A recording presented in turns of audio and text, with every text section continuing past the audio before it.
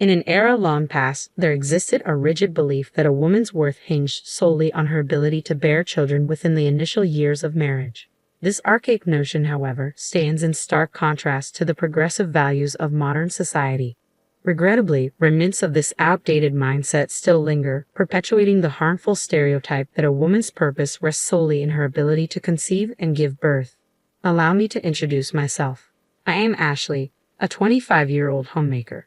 Despite my tender age, I find myself unable to conceive. My journey has been marred by physical frailty since childhood, rendering me frequently absent from school due to illness.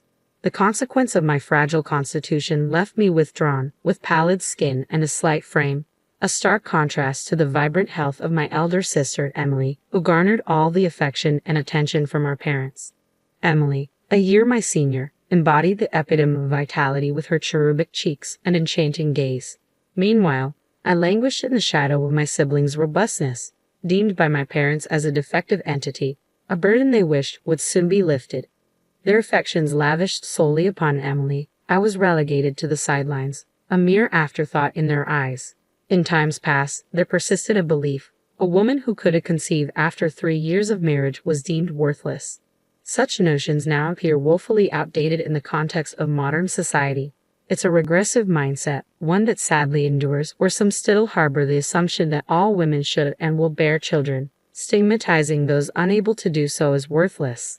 My name is Ashley. I'm a 25-year-old housewife, incapable of conceiving. My journey has been fraught with frailty since childhood, rendering me frequently sickly and weak. With little physical vigor, school often eluded me, leaving me isolated and shy, with pallid skin and a slender frame. My parents regarded me as defective and despised my existence, showering affection solely upon my older sister Emily, who, unlike me, enjoyed robust health with rosy cheeks and luminous eyes. I too possessed large eyes, though my frailty cast them in a sickly light. Amidst our affluent upbringing, my parents doted solely on Emily, indulging her every whim while I languished in neglect. Left behind on family excursions due to my frail health, I remained an outsider, deprived of familial mementos. It was a torment, being deemed defective by those who should have offered solace. With no friends to confide in, loneliness became my constant companion. Upon reaching adulthood, my parents swiftly arranged my marriage to Kevin, who received a sizable sum in exchange for caring for a weak, infertile spouse like me. Kevin, ensnared in financial woes, wed me for financial gain. As a full-time housewife, I'd often pondered his true intentions, for he returned home late and inebriated, showing no semblance of affection. You should count yourself fortunate, it reminded me, echoing my parents' sentiments of worthlessness due to infertility. Yet, despite years of marriage, the prospect of pregnancy remained elusive, a poignant reminder of my perceived inadequacy. Despite the cold treatment from my husband Kevin, there was a beacon of warmth in my married life. It came in the form of my father-in-law, brother-in-law, and his wife, who showed me kindness. My father-in-law, having known me since my marriage at the tender age of 20, embraced me as his own daughter. Meanwhile, my brother-in-law Mike and his wife Maria extended genuine concern towards me, with Maria's care shining particularly bright. Ashley, you need not conform to others' expectations like a lifeless doll, Mike, employed in a reputable firm, would often remind me. Maria, juggling her own career and managing her interior design office, exuded boundless warmth and cheer. Her caring nature prompted her frequent visits to check up on me, recognizing my solitude and loneliness. What began as simple tea sessions and chats evolved into meaningful lessons and guidance. Consider pursuing the qualification, even if it's a hobby, Maria encouraged me. Initially disheartened by my lack of formal education, I expressed my doubts. Sensing my despondency, Maria offered sage advice. Mastering basic household tasks is a foundation for tackling anything. Learning breeds confidence. Inspired by Maria's words, I embarked on studying for a color certification, a step towards newfound skills and self-assurance. Little did I know, my father-in-law had sought counsel from Mike and Maria regarding my well-being, a testament to their unwavering support. Ashley has a tendency to underestimate herself. It's crucial to find a way to boost her confidence, remarked my father-in-law thoughtfully. Introducing her to new areas of study could be a catalyst. Maria chimed in, her voice brimming with optimism. Mike and my father-in-law readily embraced her suggestion. Though my parents had often deemed me weak and slow-witted, I discovered a newfound joy in learning. With each certification exam I conquered during my spare moments, a glimmer of confidence illuminated my spirit. Passing those tests brought me immense joy, shattering the belief that I was incapable of achieving anything. Eager to delve deeper into my studies and reach greater heights, I shared my aspirations with Kevin, only to be met with derision. Must be nice to indulge in useless studying. Kevin's dismissive words no longer pierced me with their usual sting. Instead, they ignited a flame of anger within me, unleashing years of suppressed emotions. Is that the sentiment one expresses when living off his wife's family's wealth? I retorted, a departure from my usual submissive demeanor. Caught off guard by my uncharacteristic sarcasm, Kevin recoiled, his facade of dominance crumbling in the face of truth. Shut up. I'm nothing like you, a defective product. I'll make something of myself.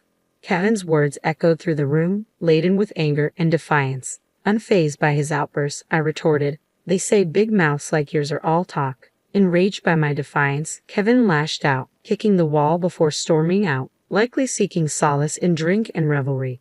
Reflecting on my predicament, I couldn't help but rule my parents' choice of partner for me.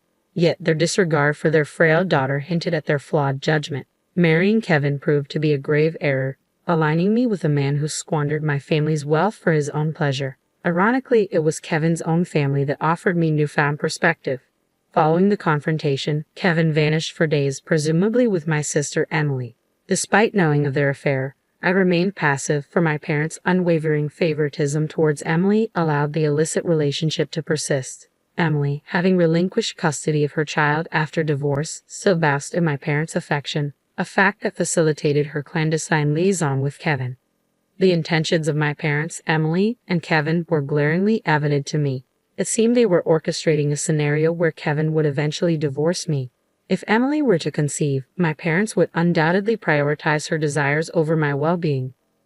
Anticipating the inevitable day when my sister would abscond with my husband, I steeled myself, confident in my ability to withstand the impending storm. Some time later, we convened at my father-in-law's residence. While I maintained regular visits, Kevin's absence from his family home had become conspicuous. Consumed by pride, Kevin incessantly measured himself against his brother Mike, a graduate of a prestigious university now employed by a major corporation. Though neither my father-in-law nor Mike ever addressed this disparity, Kevin harbored a deep-seated sense of inadequacy. Initially, Kevin had taken pride in marrying into wealth, viewing me as a symbol of his ascent.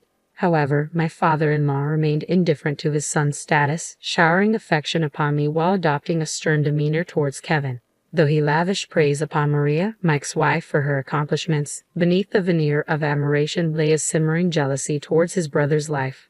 Maria is truly remarkable, successful in her career, a devoted mother, and an accomplished woman. Ashley, on the other hand, lacks intelligence and competence, Kevin would remark, thinly veiling his flattery towards Maria with insults directed at me.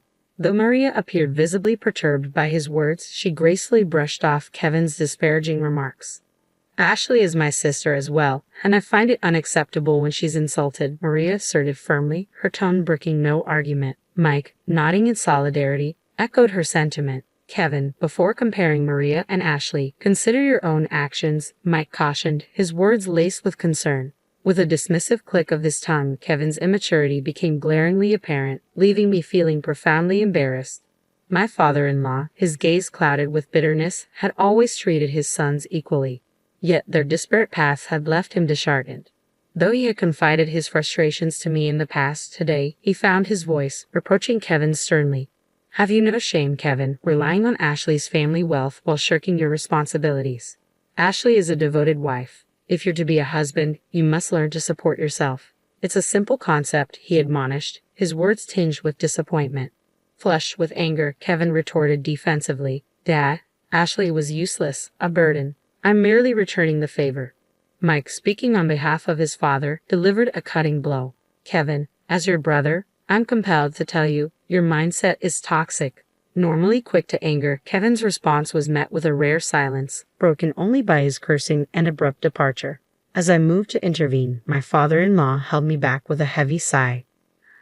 I'm sorry, Ashley. I had hoped marriage would instill in him a sense of responsibility, but it seems that's not the case. With weary shoulders, Mike and Maria slumped beside my father-in-law. mirroring his heavy sigh. Quietly, I lowered my head, preparing to depart, but Maria intercepted me with a reassuring touch. "Don't worry, Ashley. Everything is arranged," she assured me with a gentle smile. Nodding in gratitude, I left my father-in-law's abode, returning to the tumultuous atmosphere of my home, where Kevin's rage had left a trail of destruction. The room bore the scars of Kevin's tantrum, strewn with wreckage as he drunkenly bellowed his intentions. "I'm divorcing you, the barren one. Emily will be my new wife," he proclaimed triumphantly, reveling in the supposed consent my parents had given. So, Kevin had indeed chosen Emily. My parents had always catered to her whims, even at the cost of my marriage. They didn't object. Kevin had been well aware of my infertility when he married me, exploiting me for his convenience. Yet it was Emily who desired Kevin, and my parents tacitly condoned their affair. Perhaps now craving grandchildren, they saw Emily's potential pregnancy as an opportunity to unite her with Kevin. Such manipulative machinations were within my parents' capability. When Emily divorced previously, she relinquished custody of her child, deeming them unattractive due to their lack of attachment to her. Emily was self-absorbed, prioritizing her own desires above all else, even her own child. My heart ached for the potential plight of the child born to Emily and Kevin, envisaging a future overshadowed by their self-centeredness. Would such selfish parents be capable of fostering genuine happiness in their offspring? I pondered. Kevin, oblivious to my concerns, derided me, urging me to depart as we finalized our divorce proceedings. "I'll pay you alimony, you worthless," he sneered, oblivious to the fact that it would be my parents providing financial support. With a heavy heart, I signed the divorce papers, gathered my essentials, and bid farewell to the house. Choosing to forego seeking solace at my parents' abode, I sought refuge in the comforting embrace of Mike and Maria. I had confided in them about my suspicions regarding Kevin and Emily's affair, a notion Mike reluctantly entertained. Sensing the urgency of the situation, Maria had already begun preparations for my arrival. As I stepped into their home, the shy son peeked out briefly before retreating into hiding. He bore a striking resemblance to Maria and exuded an endearing shyness. Gathering around the table, we deliberated on our plans for the future. Maria, ever the pragmatic thinker, had secured a living arrangement for me, ensuring my safety and well-being amidst the tumult of divorce. With gratitude swelling in my heart, I found solace in the unwavering support of Mike and Maria, determined to navigate the uncertain road ahead with their guidance. I settled into the company housing provided by Maria's interior design firm, preparing to embark on a new chapter as an employee there. Despite my apprehension about entering the workforce for the first time, Maria's reassuring smile offered a beacon of encouragement. "Don't worry, Ashley, you got this," she reassured me with unwavering confidence.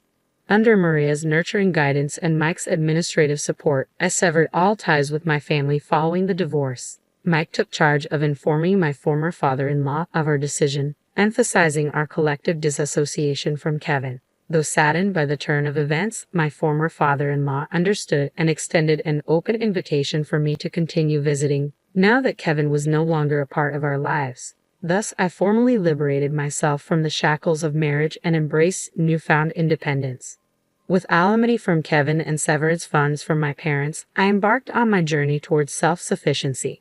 Refusing to rely on my parents' financial support any longer, I returned the severance money untouched, determined to forge my path independently. Embracing my role at Maria's firm, I began by learning the ropes under the tutelage of one of her subordinates, Stephen.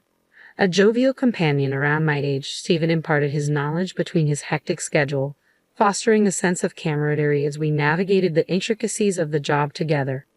One morning, I arrived at the office early and took the initiative to tidy up, much to Stephen's surprise. "Wow, the office looks immaculate," he exclaimed, pitching in to assist with the cleaning. When I offered an apologetic explanation, he tilted his head in confusion. "Why apologize when you've done nothing wrong? We're equals here. We work together," he remarked, his words a revelation. It was the first time someone had acknowledged me as an equal. With my history of feeling inferior due to my frailty and inability to conceive, I had always carried a sense of burden. Yet Stephen, with his competence, should have held a higher position, yet he dismissed my concerns with a laugh, emphasizing our equality through collaboration. It was a humbling realization, encountering such kindness and generosity. As we converse, Maria arrived a bit earlier than usual, casting an observant eye over Stephen and me with a knowing smile. "Ah, Stephen, have you finally gotten to know Ashley better?" she teased, causing Stephen to blush furiously. Perplexed by Maria's comment, I remained clueless until she leaned in to whisper, "Stephen has been wanting to speak with you alone. He's been waiting for the opportunity." Stephen, flustered by Maria's revelation, muttered, "Director, we agreed you wouldn't mention that," before hastily excusing himself to the break room. With a playful slap on my shoulder, Maria left me standing there, utterly bewildered. It wasn't until the realization dawned upon me, coloring my cheeks with embarrassment, that Maria quipped, "Stephen is quite the gentleman. It seems he's taken a liking to you since the day you stepped into the office." "I may be divorced, and I certainly have my flaws," Maria admitted, casting a meaningful glance at Stephen, who stood beside her, presenting her with a freshly brewed cafe latte. She then tenderly patted my bowed head before disclosing a surprising revelation. "You see, the son Maria and Mike have been raising isn't actually their biological child," she confessed, her words carrying a weight of sincerity. "He's a relative's child, taken in after his parents tragically perished in an accident. Essentially, he's been adopted into our family." Maria and Mike had made the conscious decision to prioritize raising a child who had lost everything. As Maria spoke, her gaze shifting between Stephen and me, her voice resonated with warmth and compassion. "When our son first called us Dad and Mom, I couldn't help but shed tears," she revealed, her emotions palpable. "Parenting isn't solely defined by biological ties. Even with blood relations, there are instances where parents and children remain distant. But our son chose us as his parents, not by obligation, but by genuine affection. To me, that's far more precious than any bond forged solely through blood." With a gentle sip of the cafe latte prepared by Stephen, I found solace in its warm and soothing aroma, the tension in my heart easing with each comforting sip. Fast forward about 3 years from that moment, and my life had taken a significant turn. I found love again and tied the knot with Stephen just a year after we embarked on our journey together. Yet, when I once again found myself apologizing for my inability to conceive, Stephen's reaction caught me off guard. "Ashley, there's no need for apologies," he chided gently, his tone laced with warmth. "Would you expect me to kneel down and apologize for not being able to have children?" His words resonated deeply within me, dispelling the weight of guilt that I had carried for so long. With a shake of my head, I found solace in his laughter, his cheerful demeanor a balm to my soul. His simple reassurance became a beacon of hope, illuminating a path forward that I had never dared to imagine. Despite remarrying, I remained connected with Maria, Mike, and my former father-in-law. Their unwavering support and genuine happiness for my newfound happiness warmed my heart. Today, we found ourselves on a short trip, exploring a tourist spot that Maria had once described as delightful during her own family visits. As I sat in a chair, patiently awaiting Stephen's return from the restroom, I savored a moment of tranquility at a nearby tea shop, grateful for the love and companionship that now graced my life. Suddenly, a familiar voice pierced through the tranquil ambience. "Ashley," it called out, shattering the peaceful moment. Turning around, I found myself face to face with Kevin, my ex-husband, accompanied by my sister Emily. Emily, adorned in heavy makeup, still possessed her trademark beauty, though it seemed somewhat exaggerated. "You're still moping around, traveling alone after the divorce," she remarked, unaware of my recent remarriage. Ignoring their presence, I eagerly awaited my husband's return from the restroom. Upon his arrival, my husband, perplexed by the unexpected company, apologized for the crowded restroom.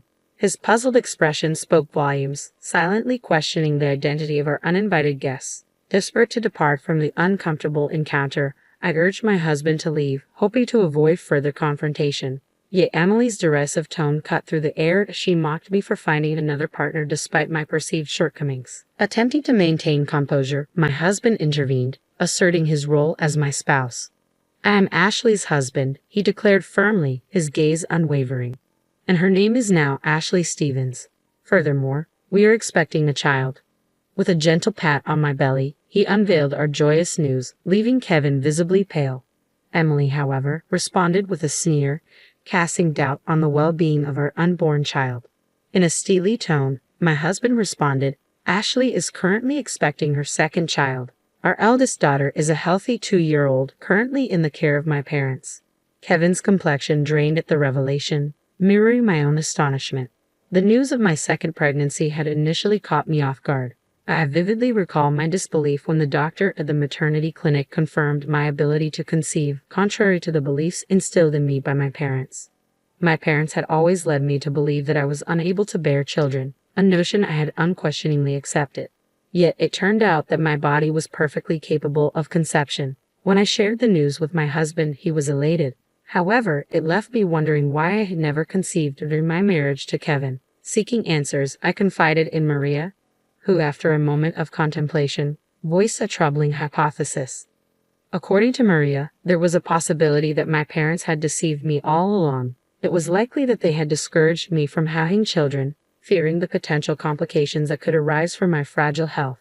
In fact, they might have gone as far as instructing Kevin to use contraception to prevent pregnancy. It was a shocking revelation, one that shed light on the manipulative tactics employed by my own family. Having remarried, Stephen and I welcomed a healthy baby girl into our family, followed by a son during my second pregnancy, both of whom thrived. Yet, despite the joy of motherhood, I couldn't shake off the lingering burden of guilt stemming from my parents' deceitful machinations. As Stephen and I prepared to depart, Emily's cruel words pierced through the air, her smirk laden with malice. Had terminated Kevin's pregnancy. It was a botched attempt, she jeered callously, admitting to aborting the fetus due to potential disabilities.